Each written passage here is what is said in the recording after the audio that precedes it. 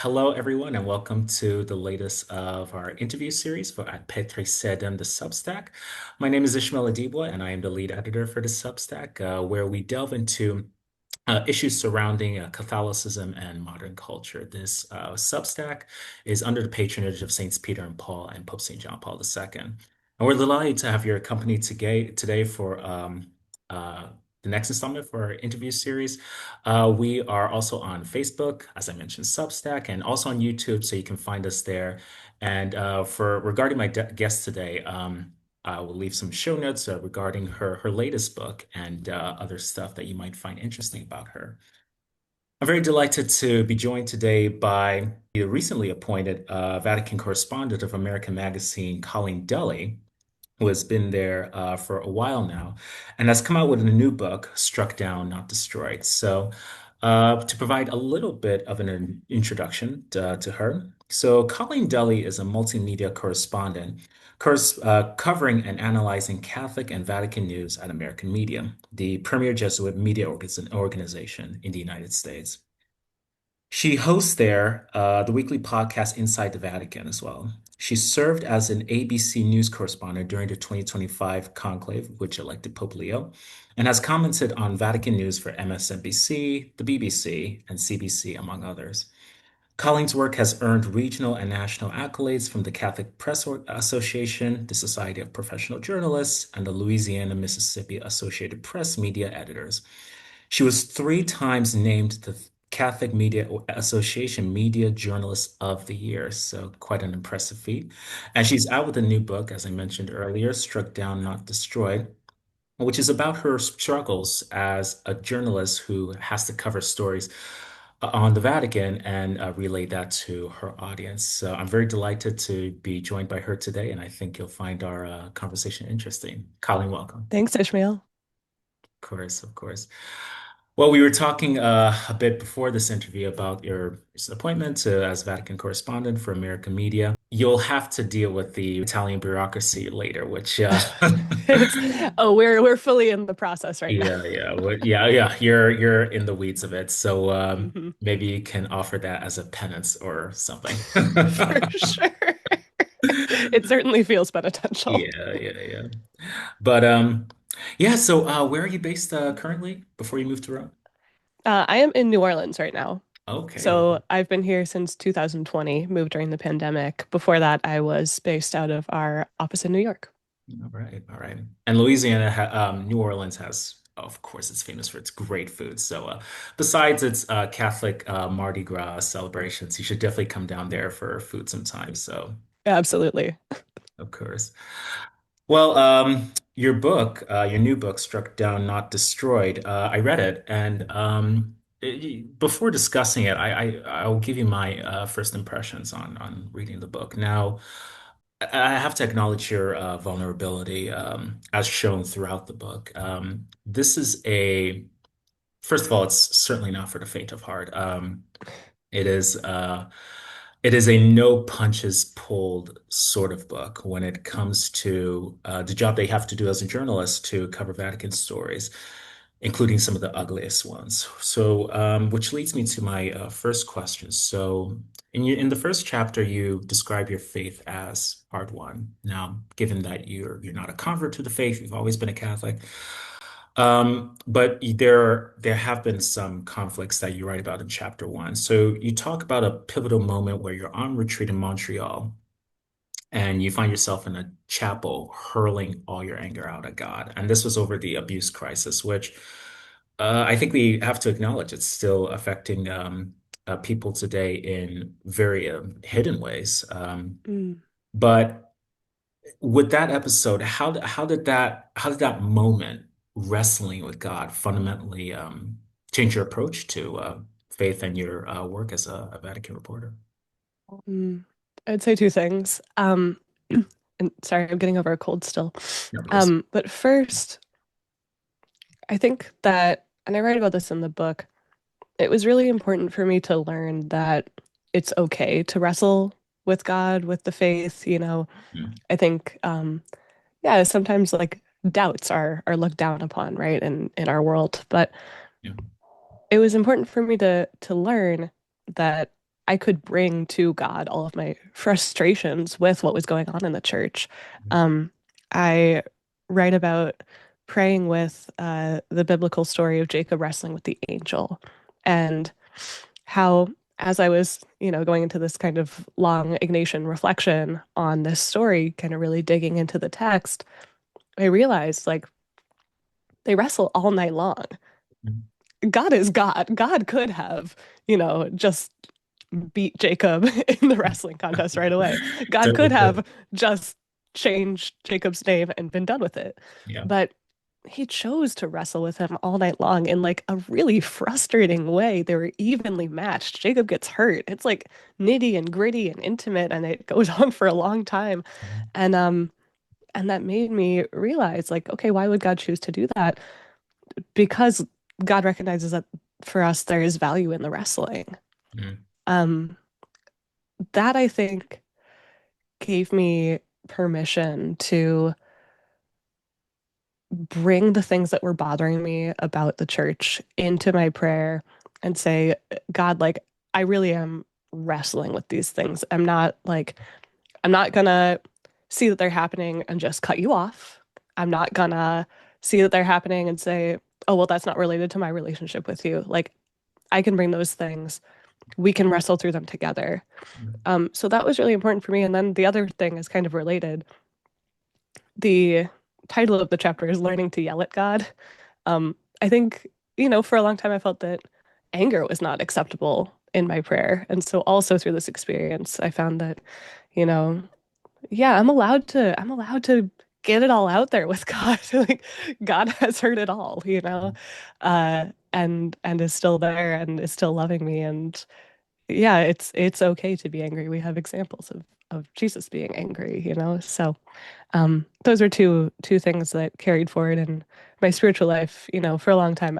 I will say my spiritual life is in a much sort of calmer, more stable place now than it was during that awful like 2018 wave of the abuse crisis. I thought that was a really difficult time, and I had to be covering those things in great detail, going through these long reports and stuff.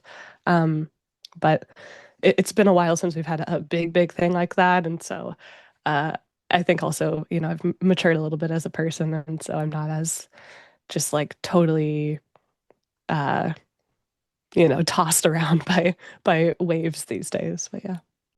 Hearing you and you, that it's okay to, first of all, be angry at God. And it's a priest friend of mine, this reminded me of what he said that God has seen it all.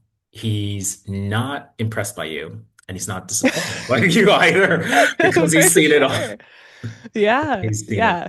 all. So, I mean, when you think about like God's experience with humanity being that we literally killed him, yeah. like it's like, okay, you know, maybe me going to God in prayer and saying, "Hey, what is going on?" Like it's not the worst. Yeah. Yeah, it's not the worst. He's definitely seen more than that. But Yeah. I wonder if for you write about this in your first chapter, and we talked about briefly the reasons and why you wrote this book. Could you just delve into how this moment in your life and other moments in your life spurred you on to give a testimony in written form? Oh, sure.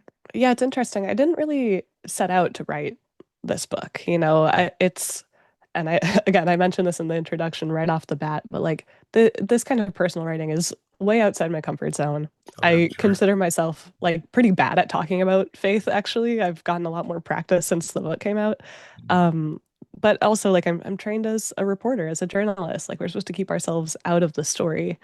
And so the reason that I actually wrote this book on a very practical level is that a couple of years ago, I guess 2022, because I was pregnant with my son, I got an email from a relatively new editor at Penguin Random House in their Christian division, and he said, hey, I've just started. I've finished up some of the projects that I inherited from my predecessor, and now it's time for me to start building my own list of authors I might want to work with. And so he was like, "Hey, I've read some of your articles. Do you want to just talk?" And I was like, "Well, obviously, I'm gonna try to get a book out of this conversation. I might never have this opportunity again." Um, but he's an Episcopal priest. He was out of ministry when we were talking, and we had a lot of similarities in like times that we've been really frustrated with our respective churches. Yeah. Um, and that frustration came out of a place of love, out of a place of like, I care a lot about this. And so I want it to be better, you know. I want these things to stop happening that like threaten the mission of the church. Um, so yeah, right away, like on that first call, we kind of hatched, fully formed the idea for this book.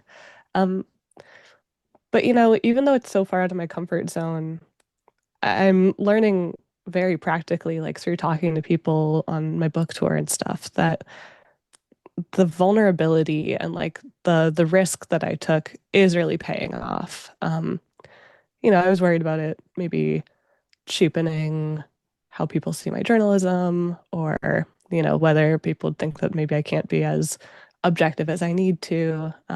But it's really resonating with the readers who are like, yeah, I've felt this way too. And that's what I wanted above all was, you know, so often when especially like upsetting stories about the church come out in the news, Yeah. people, my friends will come to me and they'll be like, hey, like, one, can you explain to me what is going on? Because I saw this headline and it seems really bad. And two, like, the question behind that is usually, what does this mean for my relationship with the church? Like, they're asking that. Right. And they want to talk through that with somebody who knows the issue up close, but who also, like, is still going to church, which is not the case for a lot of them.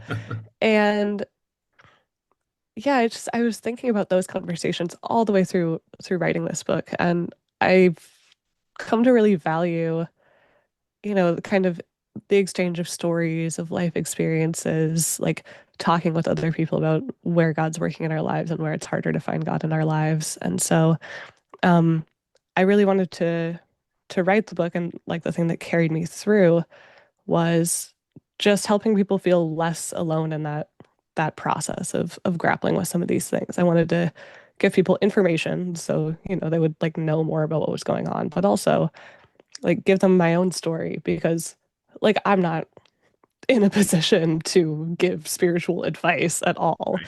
But what I can give is my experience, my story. And if that helps people feel a little less alone in the wrestling, then I think it's accomplished what I set out to do. Yes.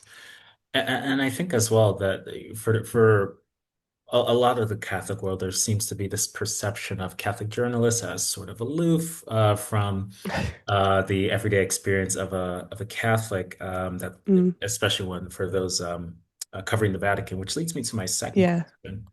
Um, so you traveled to Rome in 2019 to attend the Abuse summit there. Oh, I remember when I went to St. Peter's for the first time, and I remember being in just in awe, just at the majesty of this place. You had gone there. You then, according to the book, this was your first time, and yeah, you talked about it as a moment where you felt nothing. yeah.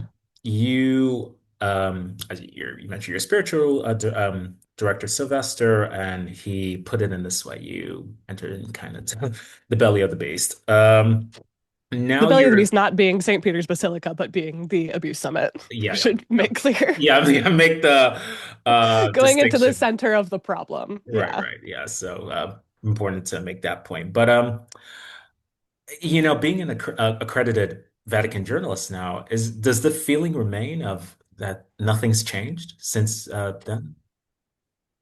Um, it's so funny because like since I kind of captured that first sighting of St. Peter's from I was like outside of the like iron gate that kind of goes Mm, across. Yeah, you know what I'm talking about. yeah. Um, since I captured that as the first sentence of my book, now obviously whenever I'm in Rome and I'm crisscrossing Via della Conciliazione, I always think of that moment. Um, and yeah, I was trying to articulate to myself recently, like, what is it that's changed? Because I feel totally different now than I did that first time when it was just total like antipathy. You know, I was so upset at the things I was covering. You know, I was seeing the Vatican as like the kind of center of where all these decisions were being made. Mm, And yeah, but even I think I was also like numb from like many months of going through these stories. And so there almost like wasn't any anger left for me to feel when I finally got there. I just saw it and it was like big and overwhelming. And I was kind of like, okay, it looks like the pictures. But these days, I don't have one overwhelming feeling, when I walk by the Vatican. I have now done it so many times that I feel I've felt a lot of different things. And I think the way to articulate what's changed is that I've come to see it as a place made up of people, you know. This mm, is not a place that is like I think when I first saw it, I saw this like big stone facade, right? yeah. And now I see it and I see all the people I've gotten to know over the Mm, course of my reporting. And mm, that's some people who are doing really good things and some people who are just there to pay the rent and some people who are maybe there for negative motivations and all of that together is what makes the Vatican, it's not just kind of this unmoving stone building or like representation of the bad decisions that have been made in terms of handling abuse, right? It's so much. It's like now it's the place where I've gone and ugly cried seeing Pope Francis's body, right? It's now the place that I've gone for one of the masses for the opening of the Synod on Synodality. It's now a place that I've been up on the colonnade for canonizations. All of these moments. I mean, it's the place where I was when Pope Leo was announced, and when I saw yeah. the white smoke. Yeah. So I have all these other memories now associated with it that really put together a much richer picture of what this place is and what it means. Yeah. And just acknowledging that there are a range of emotions that you see when you go to St. Peter's Basilica. Like I've been like I'm sure like you have. I've been to St. Peter's many times, and Yeah, right. I've felt joy. I felt tired. I've Oh felt yeah. like I really do not want to be here right now. Just Uh-huh. get me out of here. Felt annoyance many times at the Yeah. security operations. Yeah, yeah. Going through Yeah. this The majority of security. the time I'm seeing St. Peter's, it's like, well, if I'm not just walking by, it's like, okay, now I've spent an hour trying to push through the Yeah. metal detectors. Yeah. Yeah, I've Yeah. been there where it's you go through like an hour and a half standing in line, getting through security, and the moment you get Yep. inside, it's like, okay, can I go home now, please? Yeah, for sure. Can I go home? Yep. I Yeah. would love to sit down. There's nowhere to sit. Yeah. Yeah. Yep. Yeah. So acknowledging that there are a whole host of emotions that go in. But focusing on that 2019 summit, how's that like for you as a journalist? It was really eye-opening because it was my first time like field reporting on the Vatican beat. Of course, I've covered plenty of stories in the field that were not related to the Vatican before, but um, it was really eye-opening in terms of how Vatican reporting works Hmm. because it's so different from, what you learn in journalism school. Uh, you know, they teach you at least in the US in journalism school, it's like, okay, you have a story to write. You get three different types of sources. You call each of them up. They'll probably give you an answer. You write it up. Ta-da, end of the day. Yeah. Here, it's a whole different thing. I remember standing in a media scrum waiting for some survivors to come out of the Augustinianum. Uh, and there was a rumor that maybe they were going to meet the Pope in there. And so we're all waiting, like big crowd of reporters, maybe like 50 of us, outside of the gates of the Augustinianum. And while we're waiting for them to come out, it's all these people whose faces I just recognized from Twitter, because back then that was like the place to be for reporters. And uh, I was like, okay, let me like just kind of be quiet and listen and see what's going on. And I realized that everybody was sort of participating in this very fast-paced information economy where like they were all like dropping little bits of information, but it was mostly to see what other bits of information it might spark somebody else to drop. And like there's, just it's gossip is not even it. It's like it's Yeah. something deeper than that. And or more complicated. And then, over the course of your reporting, what you're doing mostly, since everybody in the Vatican only wants to speak off record, is like you get something from somebody and then you have to try to find somebody else who can confirm it for you. And then another third person who can confirm it for you. That way you can consider it a fact. However, those people should not be like good friends with each other or anything because maybe it's three people working together to get one story out. Yep. It's like not at all what you learn in school. So that was my first taste of that. That was probably my big eye-opening experience in terms of Vatican reporting. That and like how adept, I mean, I knew this from watching press conferences online, but how adept Vatican officials can be at dodging questions. Yes. Yes. They Yeah. they're quite good at that. Yes, indeed. Yeah, yeah, they're quite good at that. But hearing you, of course, this was a real baptism of fire for you to cover that. Yeah. But yeah, just going over to chapter two and the story of Mm. your friend is Molly Burhans. Molly Burhans. Oh, yeah, yeah, yeah. Yeah, she was a world-renowned cartographist, GIS mapping expert, and she was offered the chance to found a Vatican Cartography Institute, which is Right. I saw this like someone's thought up that idea to put that in the Vatican, but Yeah. you wrote that the offer came with no budget and a cardinal salary, Yep. which Zero isn't operating budget. Yeah. yeah, which is isn't survivable for a layperson without a subsidized apartment. That's right. Yeah. And after 2 years, she had to move on. Hmm. I guess for you, is this the story, a story atypical of the stained glass ceiling, or is it a sign of something deeper? Um, I think that the financial issue that it points to is pretty typical. Like, Yeah. I think that, and we know this, like Vatican jobs are not very high paying. And so they tend to be taken by, I mean, either like members of religious orders who, have kind of their own funding to live, Yeah. or you'll get people who are like independently wealthy and can do it because it's a passion of theirs, or you get just like young people as kind of like across the nonprofit world we see Mm, young people who are really passionate, they want to serve the church, they're willing to make it work on a shoestring budget, and mm, then they do it for a few years and they get totally burned out and then they leave.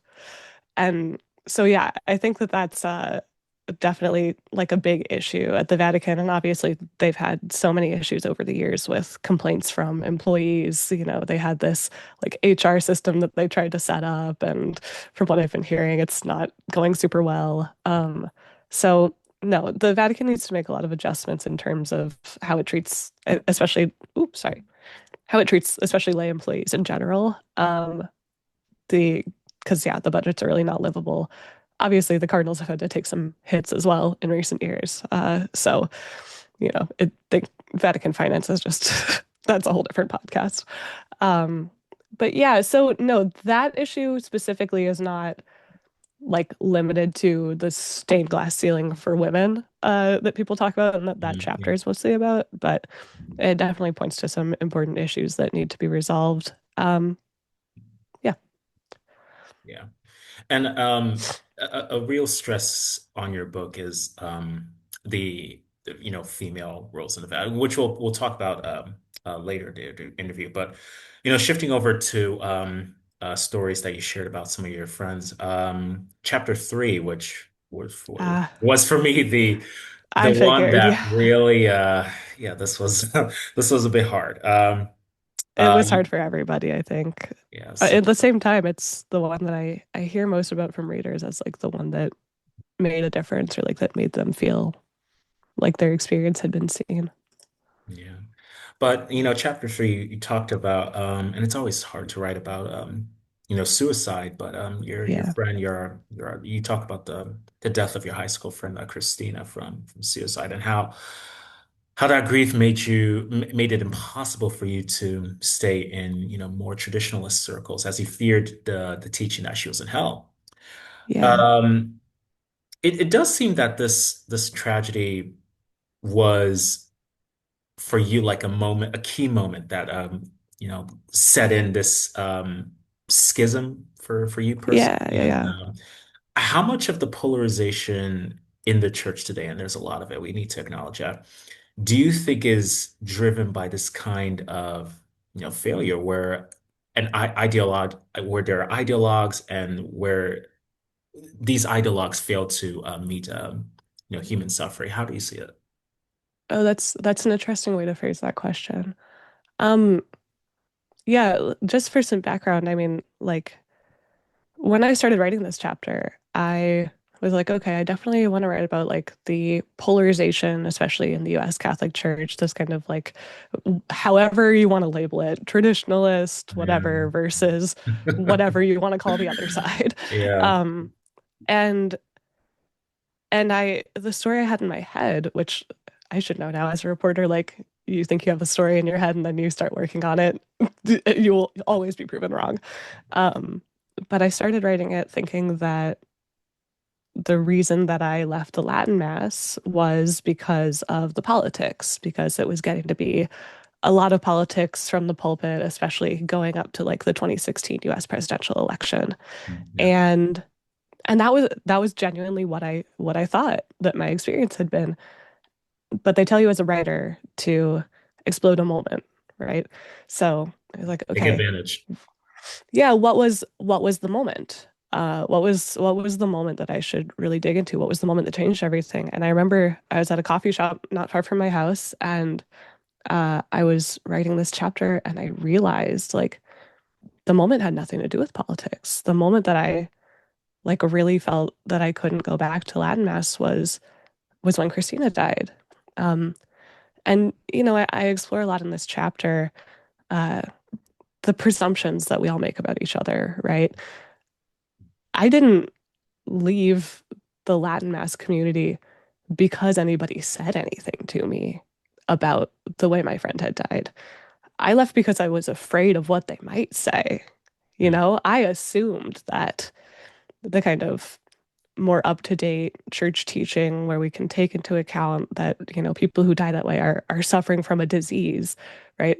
That just wouldn't have gotten through to the Latin Mass community. And I was very worried that I would be going there looking to grieve, looking to, have like a space in the church to grieve my friend. And that maybe I would talk to somebody there and they would be like, they wouldn't be able to say she's in a better place. They wouldn't be able to say she's not suffering anymore. But that was an assumption. Like no one actually said that. So yeah, that's part of it. Your question though was it was how much of the polarization is due to the inability to uh, have your ideology meet human suffering. Is that what it Right. was? That's right. I mean, how much questions are always tough because quantifying anything is tough. But Of I course. think that the question points to something that is really real about God, and it's true across the church political spectrum. I'll come back to that. But I think that one of the things that really touched people about the Francis papacy for folks who had not felt as welcome in the church in like the John Paul and Benedict eras was that, you know, John Paul, you look at like theology of the body, right? Mm. It's laying out a vision, it's laying out an ideal, and it's beautiful, and people strive for it. But in the church's like pastoral ministry, folks who just due to the circumstances of their life or their past decisions or whatever didn't always feel that they were that the church wasn't going to minister to them if they weren't living up to the ideal or if Mm. they couldn't live up to the ideal. I write about my great grandfather, for example, who his first marriage kind of fell apart and he remarried and he was a really devout Catholic, but it pained him so much that he couldn't go to communion after he remarried. and for years and years. And my grandma was just telling me this story about, she was telling my mom this story. My mom passed it to me about how, like, finally something happened where his pastor was like, oh, it was, he got sick. And so he and his second wife couldn't have sex anymore, basically. Um, and so his pastor was like, well, like in that case, you can go to confession and you can come back. And like my great grandpa made this a huge deal, invited the whole family, was crying as he like received the Eucharist for the first time in decades. And yeah, but like those are the folks who at times have felt left out of the church's ministry. And I think the thing that made people feel really reached out to under Francis was that he talked a lot about like kind of the gray areas of life and made sure that the church was going out and including and ministering actively to the people who kind of live in that gray area, who for whatever reason find the ideal is something that they can't reach. Um, Going back to the thing about like ideology meeting that suffering though. Yeah, I think that, on the one side you have kind of what I was just describing, like folks who maybe make other people feel excluded because they can't live up to the ideal or whatever, or won't. Um, on the other side, though, like the ideology of the left, and I say this as somebody who leans pretty far left myself, is they're not willing to recognize the suffering of the other side, right? Like, I talk in this chapter about traditionalist custodes, right? About the restrictions on the TLM. And I think from some of the really hardcore Francis folks who just are like not willing to criticize him at all, you hear just kind of a total lack of empathy for people who have had the form of worship that they love like taken away from them, you know? And so, yeah, I mean, again, this gets back to kind of my changing view of the Vatican over time, but like to just in general, we all need to do a much better job of seeing the humanity in each other, of being empathetic to one another's suffering, rather than just responding to someone's real life experience with just ideology. Yeah, and Yeah. I think what you've described is it describes polarization and its effects. It Yeah. excludes people, and I think for better or for worse, what attracted people to Pope Francis was he tried to present the church to what we would call marginalized Yeah. people and just try to convince them like, yes, we're an institution, but we're a human institution, and we want to Right. identify with your suffering in ways that polarization does not. Yeah. Yeah, exactly. I mean, he railed against ideology all the time. Yes.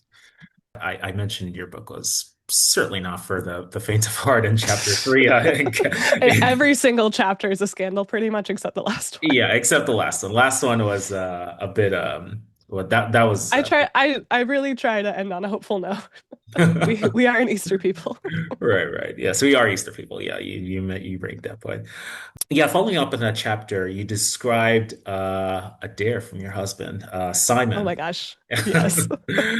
to attend the Latin Mass, applying the Jesuit principle of agere contra, or acting against your own dislike. You found Hmm. that while some communities were hostile, others were welcoming. And what I wanted to ask you was, for you personally, did this experiment actually did it work? You talked about talked about you couldn't go back to Latin Mass because you assumed about your friend and you tried this experiment. Did it work? Yeah, I think it did. I think the fruits I can point to are that uh after that experiment where Simon he was like, I dare you to go to Latin Mass every other Sunday for the rest of the summer. And this was like in May. Um, no, I would say that it worked because one, it made me like get over a bit of the ideology and see folks as human again. And but also like I really came to enjoy and appreciate that form of the Mass that I hadn't had access to or not, hadn't allowed myself to go to for a long time. And in fact, after the experiment ended, like I did go back a few times, I even brought a friend, you know.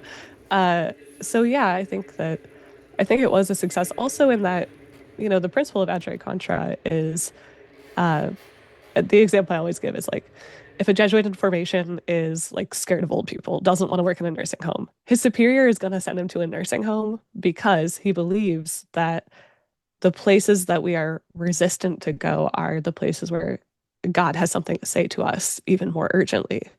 Uh, and yeah, I think that God had a lot to say to me through this experiment. God had to say to me that, or wanted to show me that, you know, this place that I felt so separated from because of ideology, because of polarization, is made up of wonderful people who, yeah, are not all brainwashed by ideology in the same way that I was. Some were, some were not. Um, and that, you know, I could feel at home and welcome and, you know, tap into this very transcendent form of worship. Um, and yeah, it helped to break down some of the what I call the schism in the heart, right? I draw this parallel between this the title of the chapter, Schism in the Heart, but this parallel between Jesus saying that if you look at someone with lust, you've committed adultery in your heart, and me saying if I look at somebody with hatred because of my ideology, because of the polarization, I have already committed schism in my heart. Um, which whatever people can argue with, that's fine. But it's I think it's a helpful reminder for me that like this all starts somewhere. This all starts within ourselves. You know, we can blame a lot of things in our society. We can blame a lot of things about the technology we use, the means of communication we use, but it starts in our heart, and that's where we have to start pushing back against it. Right, and it's pertinent, I think, that you mentioned the Jesus's Sermon on the Mount, and he's his calling out, the sins in the heart that we commit before we commit external ones. And I think as someone who, my parish is a Latin Mass parish, and I think Hmm. as well, when you look at the other side and demonize the other side, it's very hard to say that you haven't committed some form of hatred in your heart. It's hard Hmm. to say that, and I think besides the liturgy wars, and we're definitely not going to talk about that. We're definitely not going to talk about that. But I just think it's unfortunately been part of this theme in demonizing people who are of one persuasion or another. It's And yeah, it's a symptom of a much larger thing. yeah, it's a symptom of Yeah. something much larger, and I think we need to get past that, especially when it comes to the liturgy. In Yeah. We're not quite done with controversies just yet. Uh, all right. In When Heroes Fall, I think that's Yeah. chapters. Four, I think it's four. Yeah, Or is it five? Ooh, I don't remember. I switched four and five during right, the editing process, so I don't remember. right. No, in the chapter When Heroes Fall, you describe the impact of the revelations about John Vanier, the founder of L'Arche, who was a personal hero of you. Now Hmm. there was a 2023 report revealing that L'Arche, this organization, was essentially founded as a cover for a sex cult. And Yeah. first of all, how did you relate to his spiritual ideas? Like, for example, the one of climbing down the ladder, Yeah. which Oh, I loved was that one. yeah, which was yeah, I read it, it was so foundational for you. And Hmm. also tying into that question, can you or should you separate a powerful spiritual message from a deeply corrupt source? In other words, can you separate the message from the messenger? Mm. Oh, I have many, many thoughts on that. I did my senior honors thesis in undergrad on Marshall McLuhan's idea that the medium is the message, and his like little known follow-up that that is only perfectly true in the person of Christ. So we can have a whole other discussion on that.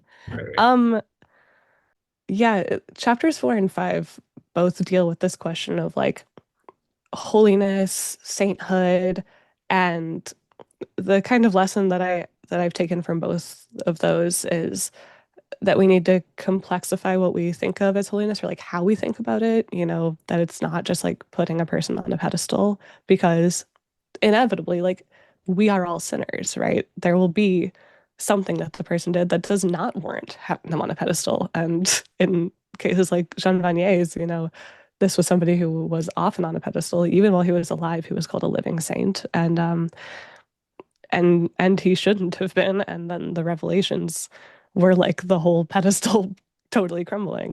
Mhm. Um, how do I relate to Vanier's ideas now? I think that they're still really important to me. I think that a lot of fans of Vanier's really struggled when, so first there was like a round of revelations that he had uh, basically had sexual misconduct with seven, I think, women volunteers at the L'Arche houses, which is houses where people with developmental disabilities and without developmental disabilities live side by side in community. But that was kind of the first round. And even after that, before the 2023 report that revealed the much deeper kind of uh, this cult that he was part of, basically, that he was trying to make a cover to reestablish after it was squashed by the Vatican. Um, People struggled with whether they needed to like somehow unravel all of the impact that he'd had on them out of their brains, whether having learning what we learned about this person meant that you could not espouse any of his beliefs. And I think we all had to learn that that's not true. The things he taught were really beautiful.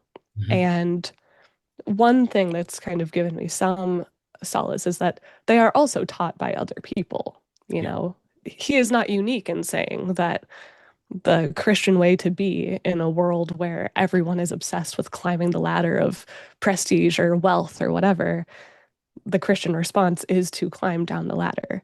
That's not unique to him, that's something that we see across our tradition. It just might be phrased in different ways.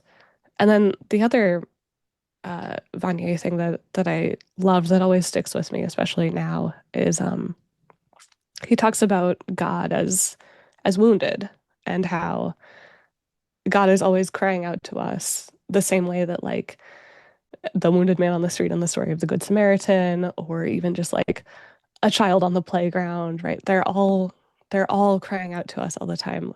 Will you love me? Will you be my friend? And yeah, that touched me deeply. And that is certainly something that is still the case, no matter what the person who said it has done. Um, so yeah, I learned to see one that like those ideas exist elsewhere. They're not solely thanks to him. And the other thing is that um, I think you can, to an extent, separate out the person's actions from the things they taught. God was probably still working in Jean Vanier despite his deep sinfulness, um, despite the, evil acts he committed. I think we can still believe that the things he taught were divinely inspired, or at least, were rooted in his Christianity.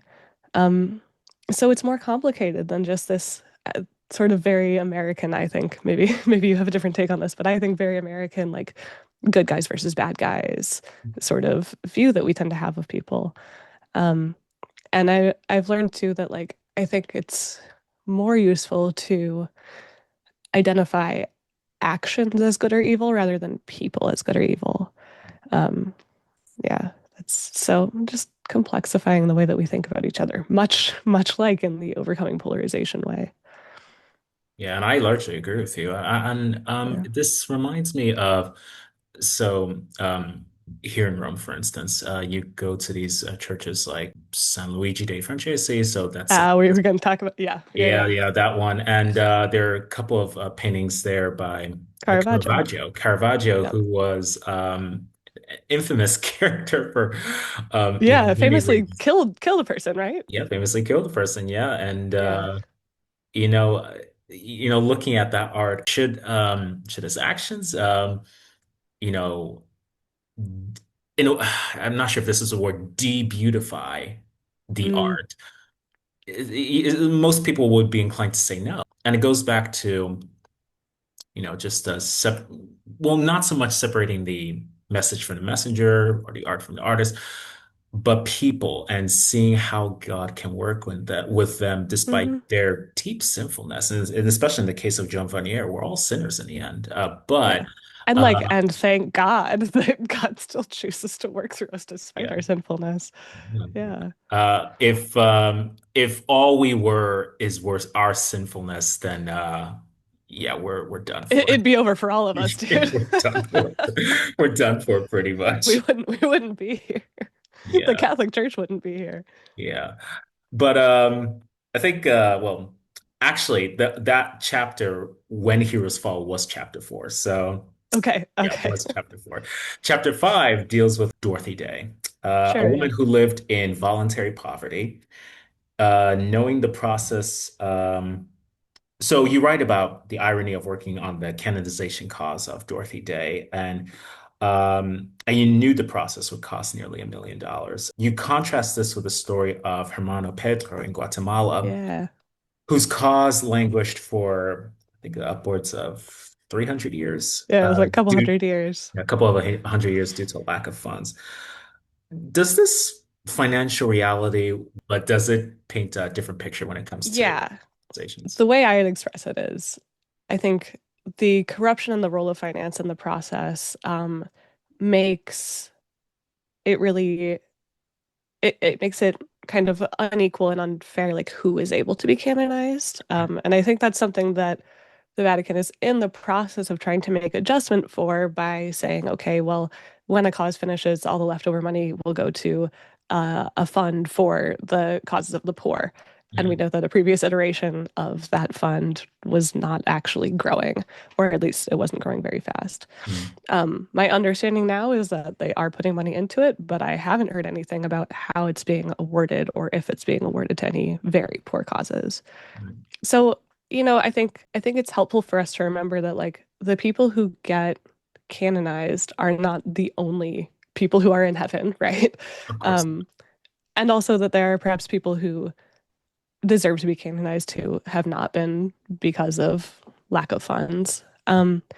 So, it gives me a grain of salt. The reason that I don't feel that we should just like throw out the process altogether, and I write this in the book, is the miracles. Mm, Like, I did this deep dive podcast. A lot of the reporting I then mapped into this book chapter, but on the how the process of canonization has evolved over the centuries and uh, the process for confirming miracles, and now I've seen this firsthand in the Dorothy Day cause, is so strenuous. It's so difficult to get a cause confirmed. These days, it's pretty much only medical miracles because it's the only thing that's well documented enough both before and after a healing can take place. But you have to have like non-Catholic doctors also testify about it. You have to have cooperation by the person who was healed, which you don't always have. Just so many hoops to jump through. And so when I look at that, and also like I genuinely believe in miracles, when I look at all that, it's like, okay, this part of the process at least is God's stamp of approval on this person because this could not happen just through our own human effort. Um, yeah, so the miracles actually give me a lot of faith and a lot of hope in the canonization process and in the fact that like the people who do get through it are meant to be there. I just also think that there are probably a lot more people who deserve to go through it or who could if they were better funded or if they were from Italy or whatever. Because the geographic breakdown is also kind of crazy. Yeah, you're right about that. But you talk about how those who may ultimately make it through canonization probably deserve to be there, but we're also called to be there. And it shouldn't shock people that there are more uncanonized people who deserve to be saints than Sure, actual of course. canonized people. Yeah, So yeah. yeah, there are plenty of people who, probably deserve to be there, but or not. So acknowledging that first of all. Just a sort of a last question. And this doesn't deal with controversies. Great. I We've I moved. get one softball in this whole interview with you. Yeah, we've moved past all that. We're dealing with something a bit more upbeat. So Mm. I was enamored with your coverage on the synod on synodality. So Oh, thanks. yeah, of course you described the conversation of the spirit method and the moment when a young woman shared the story of her of a sister who was Yeah, bisexual and died by suicide after being denied absolution. Uh, yeah. and and yet you note in this that the Synod's final synthesis report completely omitted any mention of LGBTQ issues. Does this outcome suggest that the synodal process is not all that it seems, and that when difficult topics emerge, the church defaults to silence instead of hashing it out? Hmm. I think there's some truth to what you said that the church does default to silence usually Mhm. because the church wants to do a longer discernment Yeah. on, how to respond to certain issues. And I think we see that all the time. And I think that that's going to be very much like Pope Leo's way of proceeding with a lot of really difficult topics or like, you know, flashpoint topics. I don't think that the omission of LGBT people, like named as such, in the Synod document means that the Synod was not all it was cracked up to be or whatever. I think it was significant that the Synod did bring people together from across the world, across the church, to like genuinely listen to people's experiences. That doesn't mean that every one of those has to be reflected and named in the Synod document. Then there would be hundreds and hundreds of realities that you would have to name, right? I think it's